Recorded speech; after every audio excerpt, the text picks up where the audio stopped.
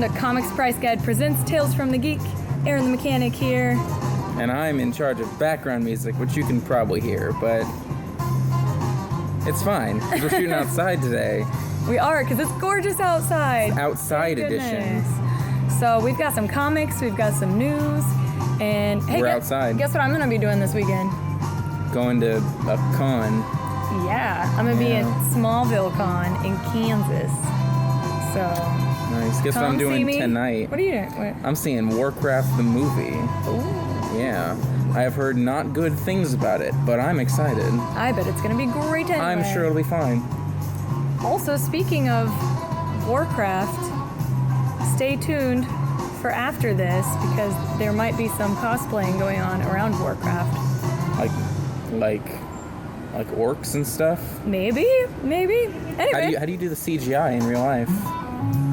See, it's funny because they're not doing makeup, they're doing CGI. It's a joke based off of their whatever. Moving on, we have comics. Comics! I have comics here. What do you want first? Pick one. Ooh, I want this one. Too Merry bad, Men. we're doing this one. Aww. We'll get to Merry Men in a second, but first, I was so merry. I'm going to throw it towards myself.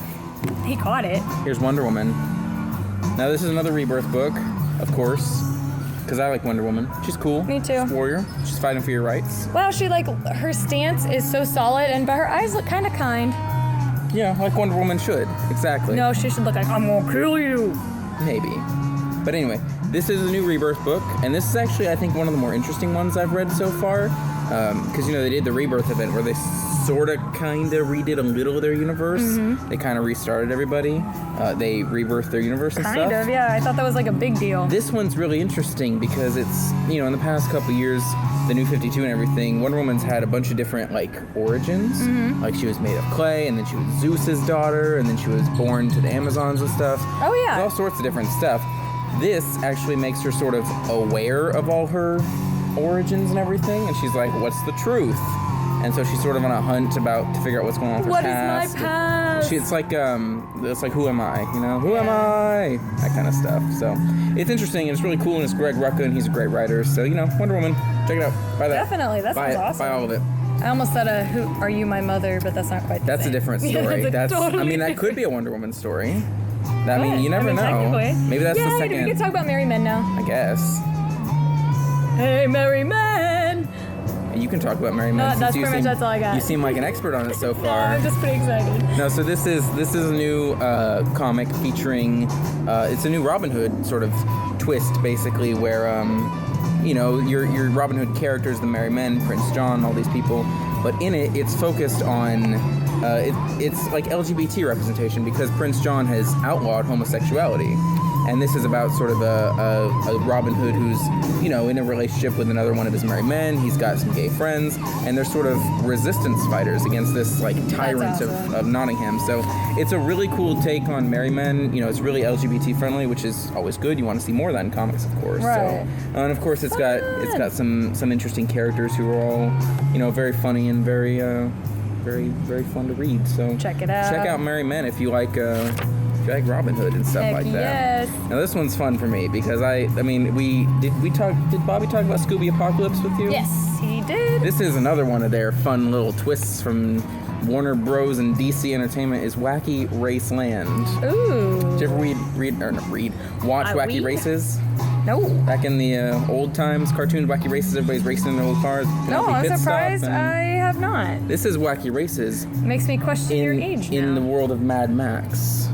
Oh. So, if you remember the old Hanna-Barbera stuff, you've got Dick Dastardly and Muttley and Penelope Pitstops over here, but they're in a sort of post-apocalyptic Mad Max-esque race world, fighting to survive. It's very hardcore. I know you're not hardcore. Yeah, we're going to have to pay copyright for that now, Anyway, no, this is, if you're a Mad Max fan, this is really cool, because it's, if you're maybe an older Mad Max fan, like the older movies, they took that theme, but they put it on something that, those fans might also recognize, like those old cartoons and stuff. Like that was so smart. This is something my dad would like, because he's a huge fan of, those old Hanna-Barbera stuff, but he also watched, the original Mad Max in theaters. So he's he's the target demographic for that, but it's really cool that DC's doing that sort of stuff with their properties, so I really enjoyed that. But, good job, DC. Yeah, we also have, there's some other new stuff today I don't have with me, but I can mention it. They're doing some new Civil War II crossovers. Oh. There's one about Spider-Man. There's one about Hercules. It's called God's War. And then there is some more Rebirth titles that I was excited about, but we already sold out, so I can't bring them to you. There's the Flash Rebirth and Aquaman Rebirth. The Flash I'm really excited about. It's got about a lightning storm in Central City that makes all sorts of new speedsters and everything, and one of them may or may not be a murderer. So very interesting stuff. And the new Action Comics and Detective Comics numbering is out, so they're redoing those as well. Heck yes. So a lot of cool DC stuff this week, as is the custom nowadays apparently with their new event.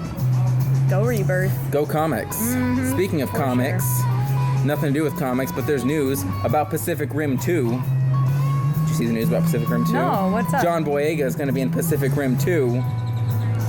Yeah, 2. Not the first one. No, seriously, I don't know if I've told you, Pacific Rim might be one of my favorite movies of all time. I did not know that. I love Pacific Rim so much. It's such a great movie. And I love the cast, but John Boyega being in number 2 is... You're like so excited? I've never wanted anything more, I think. Are you fanboying out? A little bit. But, it's so cool. He's, after he was, he's been in Star Wars, of course, and everybody's like, John Boyega should be in everything. And that's okay, and he is. It's fine, and he is, which is great. And we're not complaining. I'm really glad he's going to be in it, and they just announced it the other day, so yeah, I'm very excited. That is awesome. John Boyega, if you're watching, sign something for me and send it to us here at Dragon's Lair in Austin. Yeah, right there. Anyway, if you get something. There was other news. We had. What was it? There's some sad news. I told you some other news. There's some sad news. There is sad news. You should say it so I don't have to. Muhammad Ali died. Muhammad Ali did die. It was unfortunate. That was unfortunate. Yeah, it happens. So, very sad. Hearts and souls go out to everyone. Your soul goes out? Are you a lich? Well, okay. My heart does go out though. Yeah, not my me too. soul. I feel like I shouldn't leave my soul. It does. It's pretty bad. It's awful that happens, but Yeah. Everybody, I heard that the UFC fights were like all kind of in his honor. Mm-hmm. And there was a couple like people on like Twitter and social media I saw sort of doing memorial stuff. So yeah. So do you have any other news? I told you some other news, but I already forgot what it was. That's most of the news. Yeah. You know what we really want to see? We want to see what World of Warcraft cosplays are coming up. Because I want to go see Warcraft now, and I'll compare it with cosplays coming up. Do it. All right, we will catch you guys next week. Yeah, I'll do that next week.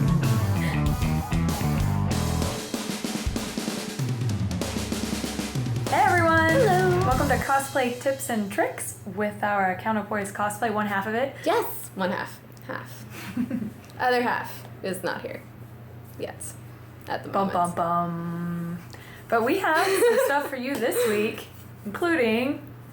A continuation of the breastplate saga. Ta-da! Yay! It worked! She did it somehow. I am so happy about this working. Actually, a lot of this, I'm giving a lot of credit to other half of Counterpoise cosplay. This is why I cosplay with a cosplay partner, because the two of us together were able, seamstress over here, warbler person. Yeah, well, even, this particular project, it was a lot of, other Erin going and doing research and me going and doing research and coming back together and figuring it out and, just being, emotional support for each other and stuff like that. We can do this! Yeah. So, we did... This is one of the things on this project that we've actually worked together on the most. But Erin assembled it for me while I think I was at work, but she sent me a picture and was like, V2 Dabs, your breastplate is all together. And I was like, I love today. Yeah. That looks amazing. So great. So, tell them how you ended up doing it. Yes. So, we ended up, first step for something like this is just getting a pattern in place. So that involves, with any warbling, saran wrap, wrapping in saran wrap, and then masking tape, and then drawing your pattern shape. So this was kind of all one pattern piece, and then we went in and cut out where the band was, and then just kept the cups separate. From one of the important things, if you are measuring something whatever you are taping and patterning, make sure you don't wrap it in one continuous piece of masking tape, because you can cinch yourself basically. So you want to make sure you use lots of small pieces. and kind of layer it. That way it's not too tight, too, I'm sure. Yeah. Like, that would be a mess. Get a little bit more true to form than, like, squeeze yourself in.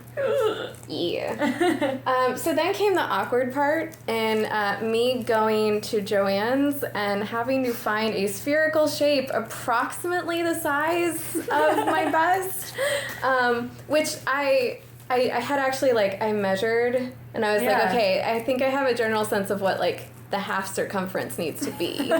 So I'm like holding up balls in Joann's with like my measuring tape and being like and looking in a mirror like yeah, well, not I ended up getting a styrofoam one because it was the best size. I was super worried that the styrofoam wouldn't hold up to the heat, but it did all right. Yeah. It's still in one tack now. Yeah. So you cut out the cup separate from the band. The band can just be put on craft foam. It's fine. We then use 2 layers of Warbler thick and basically drape it over the ball to get a spherical shape. I just used Vaseline, but you have to use something on the ball to make sure that the Warbler won't stick to it. Oh. So, like, I super coated it in Vaseline, which may also be part of why it held up under I'm glad you mentioned that because I didn't even think about it, so if I went and tried to do this, I'd probably just, like, burn it to it. No, make sure that you put something down. There are, like, I just use Vaseline. But you need some sort of grease or slick to make sure that your Warbler will lift back off. Makes sense. Also for ladies out there who are a little bit bustier, one of the main problems that we actually ran into was like when we just kind of like casually were like, oh, we're gonna heat up the Warbler and it will drape over the ball correctly. That ended up being a problem in that like there was too much weight down here, and so it pulled at the top. And it didn't stay structurally sound.